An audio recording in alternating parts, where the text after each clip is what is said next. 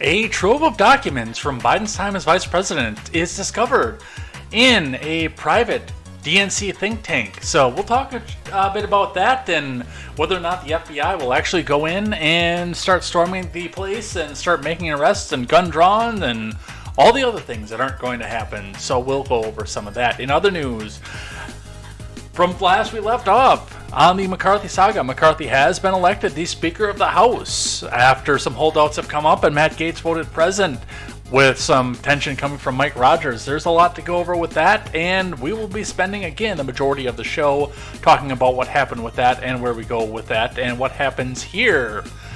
A attempted coup happens in Brazil, with thousands of Bolsonaro supporters storming the Capitol 2 days after the January 6th debacle, the anniversary of the January 6th debacle, which leads a lot of people to come out and say, oh no, the U.S. has exported its January 6th problem, but we'll talk about that and what that means and where we go with that. And Biden visits the border.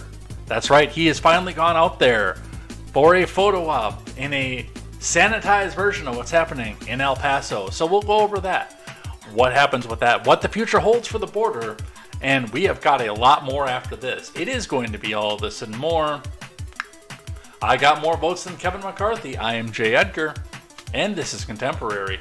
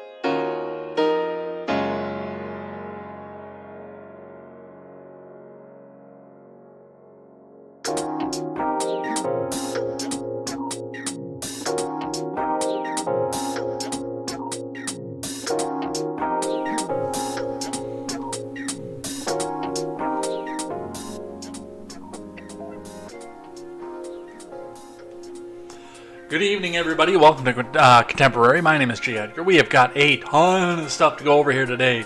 We haven't had 57 tabs open since before the midterms. I counted today and realized that I don't think we've cleared 40 since before the midterms, to be completely honest.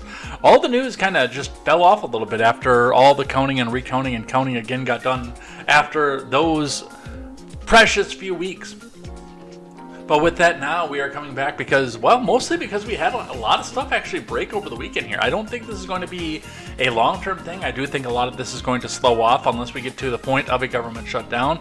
But we'll be talking about finance, we'll be talking about McCarthy, the Biden documents, we'll be talking about the egg shortage, we'll be talking about a nursing strike, and all kinds of other things here tonight over on Contemporary.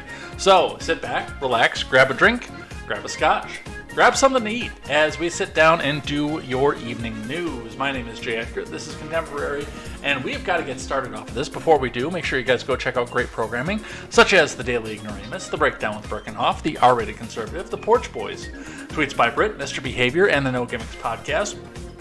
I do want to take a sincere second and welcome Mr. Behavior back into the realm of doing political coverage here. He has finished up to the point where he really can't be denied anymore with school, so he has opened up political coverage.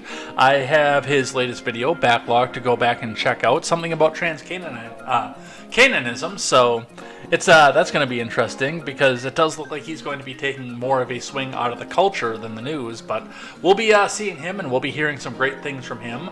Make sure you guys, after the show, go check out Midget B doing his playthrough of Majora's Mask, and let's get started into the news of the day. We are going to start out looking in at the Dow, as we always do. The Dow having a little bit of a roller coaster day today, rising up, staying up throughout most of the day, and then reversing lower to close below the previous close after a very successful day otherwise here, ending out at 33,517.65. That is down 112.96 points, or about 1/3%. So not a huge loss, but it's a huge loss compared to where it was, and it was sneaking up and approaching that 34,000 point line. So that's what we see coming off of that and where we go with that.